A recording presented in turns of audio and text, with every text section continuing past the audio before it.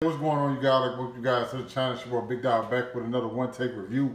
And today I got the season 1 finale of Loki. I didn't bother even looking up the title of this. My apologies.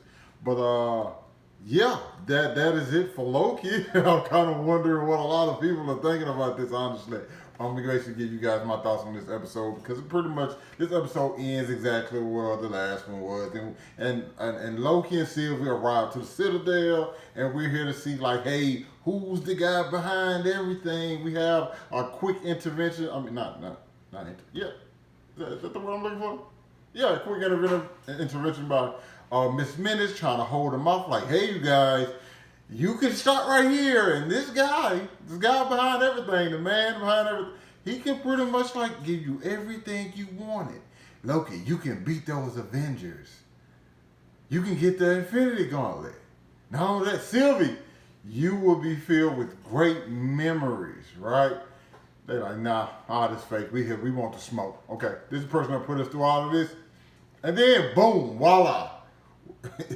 You see how the light changed then? It's like I came with an idea myself. But we are introduced to Jonathan Majors as Kang the Conqueror, or is he? Because it's not never actually said. It's never even calls himself Kang. He just pretty much says, I'm a guy from the 31st century who discovered these multiple timelines and started connecting with myself, and then other versions of myself weren't exactly like myself, and they started a war between the multiverse. So the war of the multiverses seems to be actually be real, and like what Kang, I'm gonna call him Kang, you know what I'm saying? What Kang actually was trying to do with the TVA was actually trying to help and not cause these this multiversal war, which we'll probably see, like we said, in Doctor Strange Multiversal Madness, Spider-Man 3. All of these things have made, because I was wondering about the major implications that this caused, because it kind of brings me back though just a little bit to like, you know, what Sylvie did when Sylvie sent the time boxes or the reset boxes to all those places. We have multiple branching timelines then.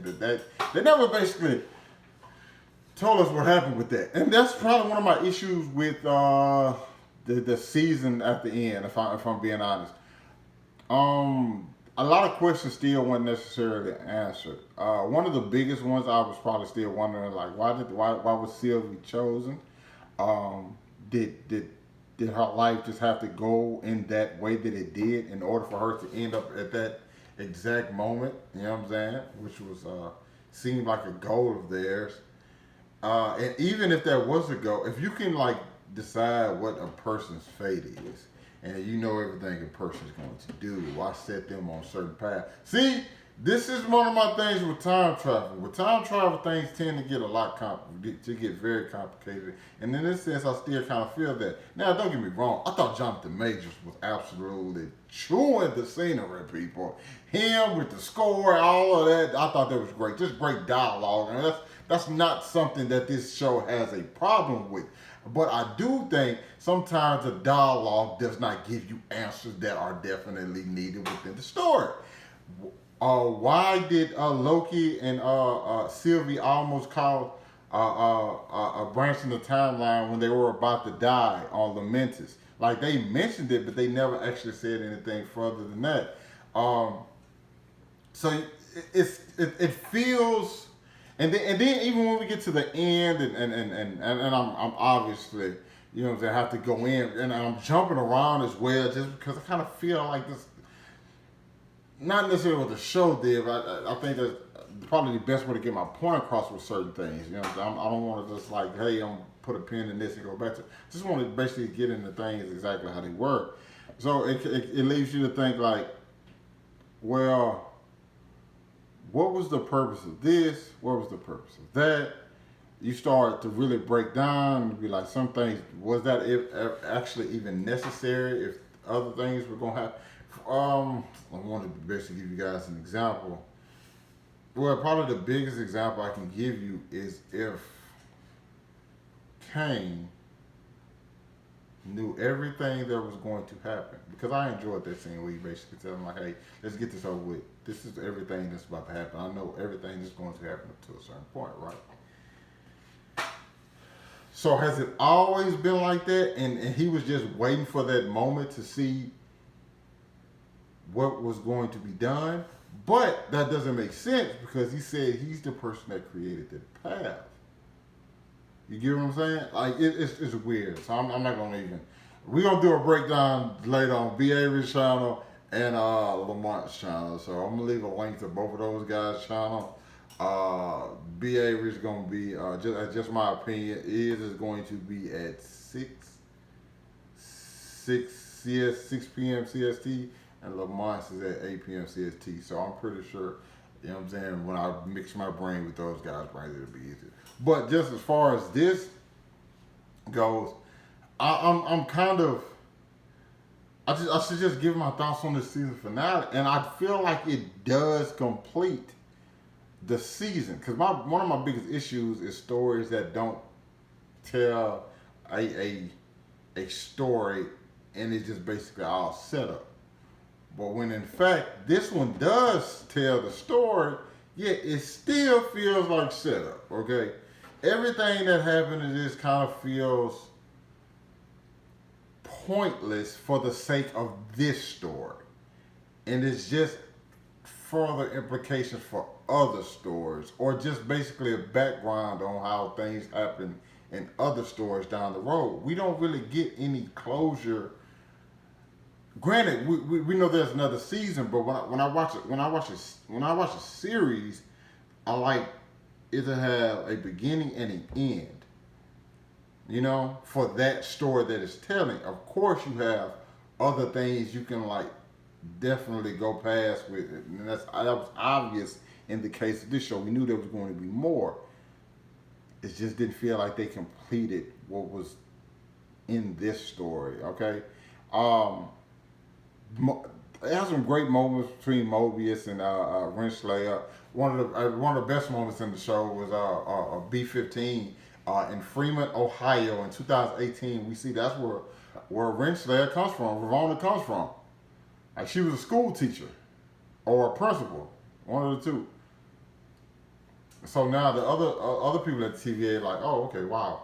And then we go back to the TVA and we have Ravonna, and another moment I love was Ravonna's basically telling Mobius, like, you betrayed me. Like, eons of friendship, you meet these other guys, they challenge your faith, you switch up completely on me.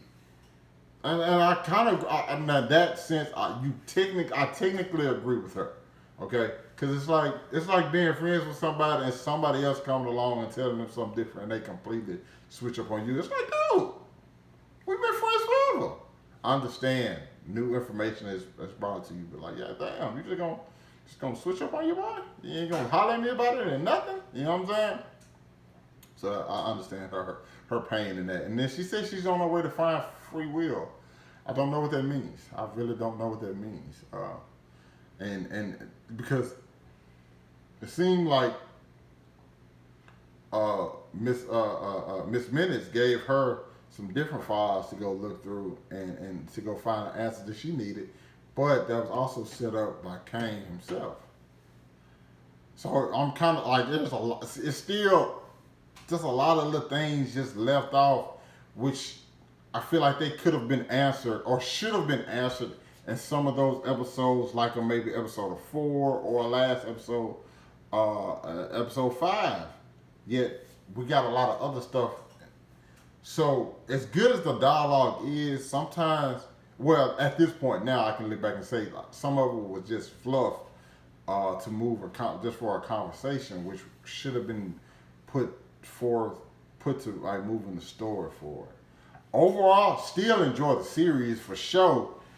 It's just I'm not a big fan of when something just doesn't feel complete. A season doesn't feel complete. Sylvie ends up leaving Loki. We have the Loki moment, the Loki masturbation moment that I've been talking about for a while now. We got that, but even though, you know, she still kind of did him dirty, and like she even sat on the ground after, like I think she's kind of wondering to herself, like, what's next? Like, what do I do now? Because I'm of the mindset, like, I understand you want to kill him, right? That's cool. But you never got the answers you was looking for as to, like, why you were taken. You know? And I felt like that was an important point. Especially thinking, like, yo, she was took so young. Or was her being taken at a young age just, excuse me, bit my tongue, just simply to build up who she became later on. Cause he called her a murderer, a hypocrite. Was she made into that? You know, it's so many. I feel like loose ends, man. Uh, I don't even want to say this is the weakest finale because I think it does so much moving forward. But I don't know. I think once again, and I enjoy each one of these Marvel cinematic universe stories. WandaVision, Falcon and Winter Soldier, and Loki. It's just neither one of them season finales seem to hit it home for me just yet. Hopefully, I get it with Hawkeye. It's you know, but yeah, that's Loki. That's Loki. I don't know what to expect anymore. I really don't know what to expect. But the timeline is like we saw a flowing, you know, timeline. That thing is completely screwed. Loki goes back to the TVA. They don't even know. Mobius doesn't even know who he is anymore. Kang is already taken over. That fast. That fast. Sylvie just killed Kang. The other one took over just that quick. I don't know what to expect no more. It's about to get crazy. It's about to get crazy. It's about to get crazy. But you guys let me know if you thought about it down in the comments. Hit that like button, subscribe to my channel. Thanks for watching the video. Hope you guys are staying safe. I'll catch up with you guys later. Peace.